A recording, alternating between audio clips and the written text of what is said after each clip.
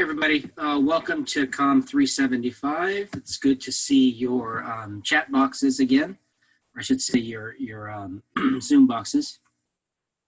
I'm now recording a short lecture that I will post for asynchronous learning as well in the Files tab, and I'll be doing that all semester long, posting both the lectures that I do during class time and lectures that I do outside of class time for people to either catch up or see for the first time asynchronously. So I will talk about storytelling. It's one of the most important themes across all of my courses. And so many of you guys that have taken this lecture with me in another class, it'll be totally different focus, different subpoints along the larger idea of storytelling, narrative, but focus to this class. I try very hard not to repeat myself across any of the courses. If I do repeat something, it's a mistake. So I really am trying not to do that. I don't want to bore students with repeating something over and over again across different courses. And so sometimes a lot of students find that frustrating because if you haven't taken the editing class, for example, I won't talk about editing in this course, or I won't talk about working with actors in this course. This is just documentary. So I will focus on documentary storytelling in this short lecture. And then after we're done, we'll do a Q&A where I'll reopen the chat space. I close the chat space during the lecture because I don't know if you guys have seen that when I post a Zoom lecture recording, the chat space is in the recording itself, and it just seemed like it might be a chance for somebody to be embarrassed over time. So I close the chat. I'll reopen it again after the lecture is done. And we can also have a Q&A discussion about class structure and that sort of thing. So storytelling in documentary is in some ways fundamentally different from storytelling and narrative, but in some ways it's exactly the same. And so we all know, because we consume so much media, whether it's influencers or YouTubers or old media, new media, streaming media, we all are consuming this stuff around the clock, really. It's amazing how the human brain is built for narrative structure. And it's just deeply engaging. So I get up in the morning, the first thing I do is I see if my team has won, and I read the sports section, the stories about that game, who played well, who didn't, who succeeded, who passes expectations, who opted out because of family fears about COVID. All this stuff is narrative. I go to the news and I watch narrative stories about people in specific news environments. I go to, like all of you, I go to multiple places for this stuff.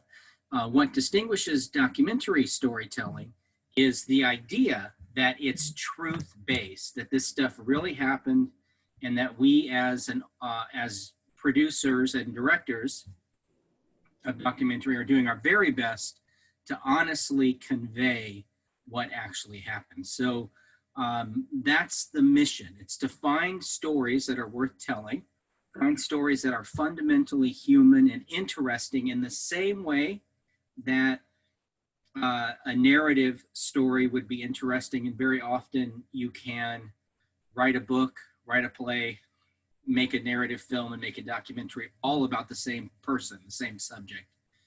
And we look for things that are fundamentally human in that storytelling structure. You'll find that I don't read slides to you, so when I change the slide, my hope is that you guys will be reading them as I'm talking. And again, if you miss something, it'll be in the recorded lecture. I'll post this in the Files tab by the end of the evening, but certainly by tomorrow morning, and then you'll have it there all semester long. So you guys know that I work in television news, and I've told you that I produce talk shows. And one of the things that we have to do in making our shows is look for those topics or those stories that are worth telling.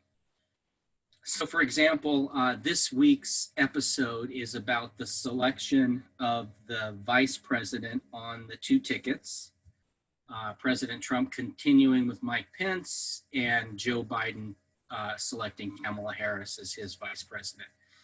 And what it means, how significant it is, and what impact it has. So inside of that structure, where we're just doing the basic analysis of what all that stuff is, we're still telling the story. You know, we're telling the story of Kamala Harris's work in California, her marriage to a white husband, her background as a biracial person with parents who were immigrants from both India and Jamaica. So all that stuff is compelling. And then Mike Pence on the other side, and how Mike Pence brought some religious bona fides to Donald Trump in 2016. So those details become what's compelling about that discussion. And again, we're thinking of it in human terms. And I found myself thinking of the movie March of the Penguins today as I was preparing for this lecture. And with March of the Penguins, certainly they're not human, right? They're penguins. But the story is told in a way in which they are given a sort of human characteristic. We connect to it in the same way. We know, obviously, that it's an animal. And we still, in that film, March of the Penguins, we get invested in that, that striving, that life form. And so in that case, it's not human, obviously, but it does have some characteristics that are in common with the human stories that we see in so many compelling documentaries. And so that's the first mission. And so what I'd like you to do is, I'm hoping that you're reading this slide through as I'm talking, and I'd like you to think about things in your history that you think might be worth making a documentary about.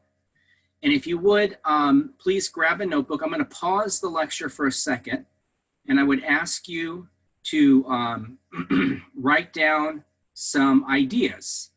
I'll pause it for, say, 30 seconds, and we'll come back. But write down some ideas of things that have happened in your life that you think might make a good documentary. Okay, we're back. I hope you had a chance there in the pause to come up with some ideas that may be the beginning of a documentary film for you. You'll notice this list that I have here that, again, I pulled out of the storytelling book that I have listed as recommended for this course. I recommend the same book across a number of courses. So you buy it used, you buy it once for less than $10, I hope. And you have it on your shelf, and it applies to so many of the things that we do. Are there interesting things about your family background, your family story, the way that your family got here, any of that stuff that's worth making a documentary about? And I would just argue and offer that there may be something there that's really compelling. And certainly over the course of, say, a 5 or 6 minute movie, you can stay compelling. You can really get an audience invested if it's honest, if it's true, and if you tell the story well. Almost anything can keep an audience focused for that short period of time. So you have a lot more leeway in some ways when you're making a short film than you do when you're making a feature. When you do a feature, there's got to be a very clear dramatic purpose that's going to keep us engaged for 90 minutes. But when you're making a shorter film, and we'll see this really, really clearly when I show you the Heavy Metal Parking Lot or the Black Sheep films later in the semester, you can see where they're so compelling in this very small area of narrative tradition, but they're so well done that they become really engaging for 10 minutes, 15 minutes in the case of those two movies. So also the last thing I would ask from this page is there any music or art or hobby that you have? You know, I've had students make films about constructing chainmail, or about, you know, the construction of their band, how they got together. So all of that stuff is fair game for the class projects that you'll be working on. Okay, so one note, and you can see from this slide, is one of the ways to really create dramatic interest is in telling a really compelling story. And again, the example of Black Sheep is a great film in this regard. It won a number of prizes. I will show it in class later this semester, but it's a truly difficult story, truly difficult. And it has everything to do with what we're coping with now worldwide around race and identity. And it's an amazing film. And I think it's amazing because it's so shockingly difficult to digest. And so I guess, you know, the second note on this slide, one thing worth pointing out is that it's worth doing the thinking now, right? So that you're not rushing to finish a film that doesn't quite work at the end of the semester. Do that thinking now, do your research now, start digging and find that story that you think is really compelling and really worth telling in this form. The more pre-production you do, the less stressful your production is. And I can offer an example from my professional environment. It's really debilitating and frustrating to me when I don't have shows set up weeks in advance. You know, I start to question my ability to do my job. I start to, you know, worry, am I underperforming? Have I gotten so frustrated with this work that I'm just not willing to do it anymore?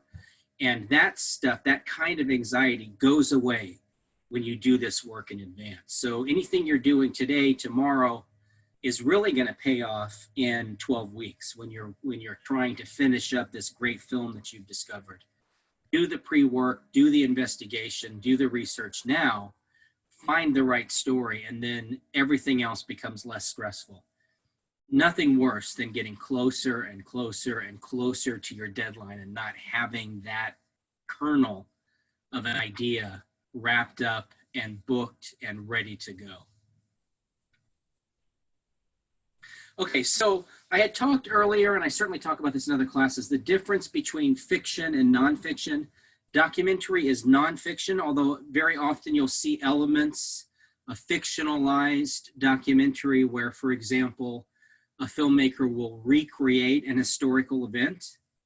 And we as an audience know there was no color 4K camera at the Battle of Gettysburg, but that event recreated in a film about the American Civil War works because of that technique and what we expect to see in filmmaking.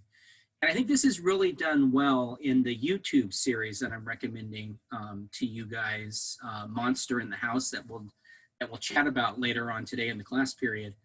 They do a nice job of maintaining a space where they're both exactly nonfiction, doing interviews with nice shallow focus, and this kind of fictionalization where, you know, they're talking about a car crash and they show what looks like bodies in a car kind of rolling around. And so this fictionalization of that in the documentary form is completely legitimate, though it wasn't considered legitimate 25 years ago. 25 years ago, if you were a traditional documentary filmmaker, you did not do anything to recreate an event unless, you know, you had to get it on camera or you had to get somebody talking about it. It wasn't fair game, but that's changed. There was a movie by Earl Morris called The Thin Blue Line in the late 1980s, and he did such a great job of fictionalizing and recreating events where a guy who was convicted of murder was shown to be innocent. He did such a great job of recreating those events from the past that he kind of single-handedly changed the rules in some really compelling ways. Okay, so you can see from the slide list here some of the differences. Documentaries tend to be educational, so you will tend to teach people about things. So for example, if you're looking at a documentary about killers, which is the documentary on YouTube that I'm recommending, you'll see psychiatrists talking about what motivates a killer. Why does it happen? How does some trauma earlier in their life connect to their snapping emotionally and becoming this monster, right? That kind of learning is done really straightforward in an interesting way in nonfiction film. In narrative film, it may be hinted at, right? So in the movie The Silence of the Lambs, which I'll screen in 373 this semester, we get hints of why Hannibal Lecter is like he is, but in a documentary, we get an explanation of it. It's really clear, it's really well spelled out. There's an expert, the expert gets a lower third.